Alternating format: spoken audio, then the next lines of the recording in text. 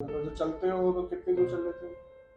वही आधा kilometre 1 kilometre. लेकिन दर्द रहता है? दर्द रहता है, दर्द में चलना पड़ता है। मतलब दर्द शुरुआत से आपको दर्द स्टार्ट हो जाता है? जब मैं ऐसे 10 हाँ। कदम चला 15 कदम तो दर्द स्टार्ट। दर्द। तो पेन कितना कम लग रहा होगा कि है 10-20% कुछ कमी? हाँ, 10-20% कमी है। I have given DSCP beta 1 to see how it will respond after beta 1.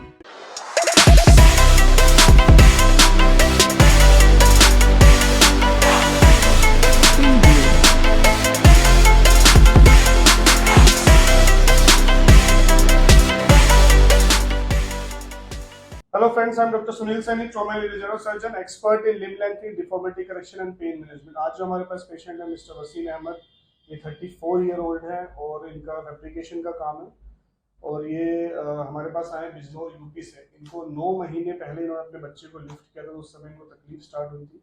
उस समय कमर में काफ़ी ज़्यादा दर्द था और इस समय कमर का दर्द तो रिजोल्व हो चुका है, लेकिन धीरे धीरे पैर में दर्द आ चुका है, झंझनाहट है, सुनपन है, भारीपन है। और इस समय सिचुएशन ये है कि घुटने से नीचे ज़्यादा तकलीफ होती है। ये कह रहे हैं कि मैं 1 घंटा चल लेता हूँ लेकिन दर्द के साथ चलता रहता है। दर्द के साथ चलते रहता है।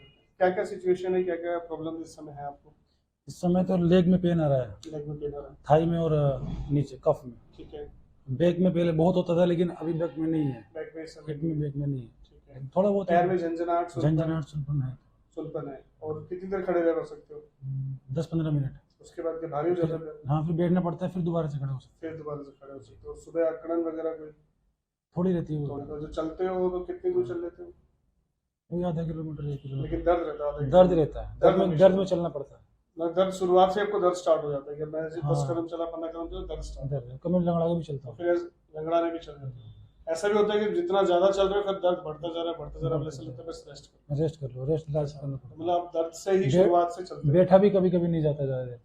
तो ये इनका कहना है कि पहले कमर में बहुत ज्यादा दर्द था, इस समय पैर में आ चुका है। कमर का थोड़ा रिजोल्व है, झंझनाहट है, सुनपन है, भारीपन है। जब ये चलते हैं तो इनको दर्द में ही चलना होता है, धीरे धीरे ऐसा होता है बैठा भी नहीं जाता। ये सिचुएशन है। और 10 से 15 मिनट से ज्यादा खड़े नहीं हो सकते, पैर पूरा भारी हो जाता है। SLRT हमने आपको दिखाया है, SLRT 30 डिग्री होती है। ठीक है सर, पहले इस पैर को उठाना सीधा, नहीं घुटने को नहीं मोड़ना होता है। SLRT ऐसे स्ट्रेट उठाना, उठाइए जहाँ को खिंचाव लगने लगे वहाँ। So SLRT on left side is normal, right में उठाइए जहाँ को खिंचाव लगने लगे स्टार्ट करना। यहाँ से हमें 30 डिग्री का SLRT ऊपर ले जाओ तो खिंचाव वाला तरफ। So friends, this SLRT is 30 degree only and we have decided to go for DSCP beta 1, 2, 3. A typical case of sciatica है। आप इनकी MRI देखेंगे तो there is a huge disc prolapse at L5S1। इससे मेरी कमर में कोई खास टेंडरनेस मुझे मिली नहीं। L5S1 पे जरूर टेंडरनेस है पर वो बहुत ही कम है। और इनकी आप MRI में देखिए, मैंने फिल्म की फोटो ली है, उसके अंदर कितना ह्यूज डिस्क निकला हुआ है, ऑलमोस्ट 70 to 80% कॉम्प्रोमाइज। इनका जो कैनाल डायमीटर है वो L1 पे, L2 पे, L3 पे 13-14 mm है, जबकि यहाँ पे जब आके L5S1 के पास इट्स ऑलमोस्ट 4 mm है, यानी 70 to 80% नॉक्सिबल कंप्रेशन है। But we are very much confident कि ये आने वाले टाइम में 3 to 4 सिटिंग्स के अंदर ये कंप्लीट तरीके से ठीक हो सकते हैं। ऐसे बहुत सारे मरीज जिनको इतनी सारी ब्लॉकेज हुई है, वो 85 to 90% यंग इंडिविजुअल्स बिल्कुल ठीक हो सकते हैं बिना किसी सर्जिकल इंटरवेंशन से। मैं इनको वही समझा रहा था कि कितने इंपॉर्टेंट होते हैं दवाई, इंजेक्शन के साथ साथ में मेडिकेशन के साथ में फिजियोथेरेपी, रिहैबिलिटेशन, लाइफस्टाइल मॉडिफिकेशन। अब लोग इस चीज पे कम ध्यान देते हैं, सोचते हैं मैं इंजेक्शन लगवा लिया, दवाई खाली में फिट हो जाऊंगा, सारी चीजें। लेकिन जो आपको लॉन्ग टर्म हमेशा सही रखेगा ये शॉर्ट टर्म के लिए है मेडिकेशन एंड इंजेक्शंस। हम DSCP के माध्यम से आपकी पूरे के पूरे पेन को खत्म कर रहे हैं ना। DSCP से हम पेन को खत्म कर रहे हैं, लेकिन आपको ये जो हम रिहैबिलिटेशन बताते हैं, लाइफस्टाइल मॉडिफिकेशन बताते हैं, दिनचर्या में क्या बदलाव करना है, काम करने का तरीका कैसे बदलना है, आपको बैठने का तरीका कैसे बदलना है, ये आपको आगे में करते रहना होता है। ये इम्पोर्टेंट नहीं है कि ये ऐसा कभी भी नहीं करते हम लोग अपनी थेरेपी में कि आप जिंदगी भर नहीं झुकना है, जिंदगी भर नहीं, ऐसा नहीं। आपको 3 to 4 मंथ्स इस सारे सिस्टम को फॉलो करना है ग्रेजुअली। आगे में आपको एक्सरसाइज बहुत बहुत बहुत इंपॉर्टेंट है कि आप फिजियोथेरेपी करते रहें, जो हम एक्सरसाइज आपको बताते हैं वो करते रहिए। और जो लाइफस्टाइल मॉडिफिकेशन का तरीका हमने आपको बताया, आपको इंडिविजुअलाइज करके अपने काम के हिसाब से, हर पेशेंट को उसके काम के हिसाब से बताया। जैसे आपका हैवी वर्क है तो मैंने बताया आपको कैसे उठना है, कैसे सामान उठाना है, कैसे बच्चे को हैंडल करना है। These things are very very very important. अगर आप इनको फॉलो करते हैं तो आपको किसी प्रकार की कोई सर्जरी की जरूरत नहीं है और आपको परमानेंटली चीज ठीक हो जाएगी, परमानेंटली रिजोल्व हो जाएगी। अगर 1-2% कुछ पेन भी आता है with physiotherapy will get resolve.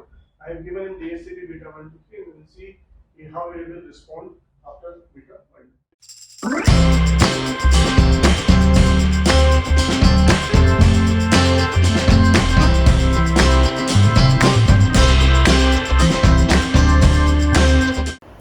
So we have given him DSCP beta 1 to 3, his SLRT is 30 degree and let's see after injection कि कितना इनको SLRT इम्प्रूवमेंट होती है.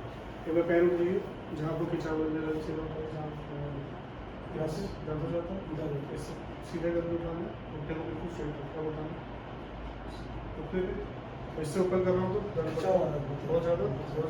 तो SLRT 30 इससे ऊपर जा रहा है तो बहुत ज़्यादा सीवियर पेन आ जाता है. बहुत ज़्यादा दर्द आ रहा है ज़्यादा अभी मोड़ दिया तो रिलैक्स है. ठीक है. हमने इनको DSCP बीटा 1 2 3 लगाया है एंड इनको एक पेन है जो 24 आवर्स इमीडिएटली चलने के साथ स्टार्ट हो जाता है. अभी क्या आपको डिफरेंस महसूस हो रहा है इंजेक्शन के बाद? आराम है पहले से, दर्द में कमी आई है? कमी आई है बस. अभी आपको ना इतनी दूर जाके वापस ट्रैवल करना है तो बेटर आप रेस्ट करें और फिर कल से एक्सरसाइजेज वगैरह स्टार्ट करनी, कोई मालिश मसाज नहीं करनी. अभी इनका SLRT थोड़ा चेक करते हैं. अब मैं कहता हूँ अगर 10 to 15 20 डिग्री इंप्रूवमेंट अगर SLRT में आती तो हमें इंप्रूवमेंट आएगी. ठीक है, इसको उठाइए सर पैर को. This is is left side जो पहले जैसा था वैसा ही है. इसको उठाइए, इसको ऊपर लेके जाइए जहाँ पे आपको खिंचाव लगने लगे स्टार्ट हो, यहाँ से स्टार्ट हो जाता है.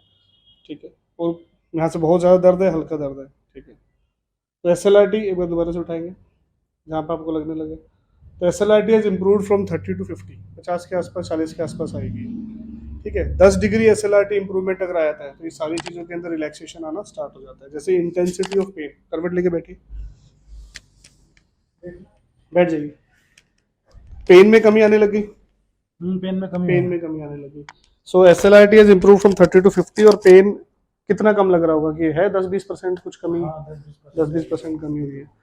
कोई बात नहीं, 20 मिनट्स के बाद आधे घंटे में 10-20% कमी होगी ना, तो पूरा का पूरा रिलीफ आ जाएगा. तो 10 to 20% रिलैक्सेशन इन पेन आया है and SLRT has improve from 30 degree जो आ रही थी वो ऑलमोस्ट 50 डिग्री के आसपास आ रहा है. 50 के बाद उनको डेफिनेटली स्ट्रेच आ रहा है. अभी होता ये है कि 20 मिनट्स का मैं ऑप्शन आपको बताता हूँ कि क्यों लोग कंफ्यूज हो जाते हैं कि मैं तो 20 मिनट के बाद बिल्कुल चलने लग जाता है. ऐसा नहीं होता, देयर इज नो मैजिक. ठीक है, 20 मिनट का मतलब ये होता है, 20 मिनट या आधे घंटे का मतलब होता है, मैं काफी सारी वीडियो में बताता हूँ कि इसका एक्शन स्टार्ट हो जाता है. जैसे आपने बताया मेरे को पैर में थोड़ा भारीपन आ रहा है, भारीपन का मतलब यही होता है कि नर्व के अंदर जो आपका मेडिसिन है वो जाने लग गई. नंबर 2, पेन इंटेंसिटी कम हो गई, 20% पेन में कमी आ गई इमीडिएटली पोस्ट इंजेक्शन. ठीक है, और दूसरा आपका SLRT 10 से 20 डिग्री इंप्रूवमेंट आ गया. अब ये ऐसा नहीं होता कि जो 20 मिनट में आपका आया वही हो गया. Medicine has started it's work. DSCP अपना काम कर रहा है. DSCP ने इंस्टेंट रिलीफ जो बोलते हैं कि इंस्टेंट इंप्रूवमेंट, तो इंस्टेंट इंप्रूवमेंट वो नजर आई गई कि पेन की इंटेंसिटी में 20% कमी आ गई.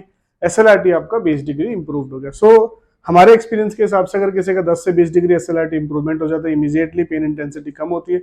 टिंगलिंग, नमनेस, झंझनाहट, सुनपन, भारीपन समय लेगी, ये सब सारी चीजें समय लेती है.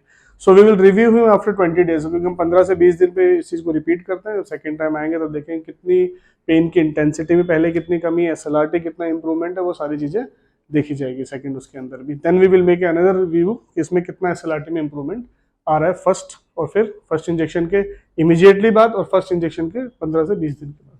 सो फ्रेंड्स, आपको आपके जानने वालों में, दोस्तों में किसी को भी इस प्रकार की समस्या है, sciatica पेन है, tennis elbow, frozen shoulder, disc problems है, तो इन सारी कंडीशंस के लिए आप DSCP इंजेक्शन के माध्यम से पेन को मैनेज कर सकते हैं और साथ में फिजियोथेरेपी, रिहेबिलिटेशन, लाइफस्टाइल मॉडिफिकेशन देके आप कंप्लीट तरीके से ठीक हो सकते हैं. यंग इंडिविजुअल्स जो भी 50 साल से कम उम्र के हैं, उनमें सिर्फ 10 से 15% मरीजों के अंदर ही सर्जरी की जरूरत होती है. अदरवाइज 85 to 90% मरीज बिना किसी सर्जरी के पूर्णतः ठीक हो सकते हैं और अपनी एक्टिव लाइफस्टाइल लीड कर सकते हैं.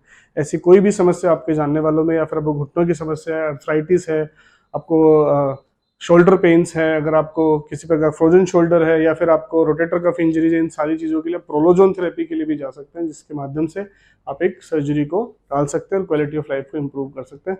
इनफैक्ट आज के टाइम में ग्रेड 3 ऑस्टियोआर्थराइटिस तक को हम ट्रीट कर रहे हैं with the help of prolozone therapy, और it is giving a wonderful results with active lifestyle and no need of surgery. So ऐसी कोई भी समस्या आपको आपके जानने वालों में है, नीचे दिए गए नंबर पे कांटेक्ट कर सकते हैं. और आगे में भी आपको ऐसे हेल्थ टिप्स मिलती है, इसके लिए चैनल सब्सक्राइब करना ना भूलें, तुरंत चैनल सब्सक्राइब करें. Thank you.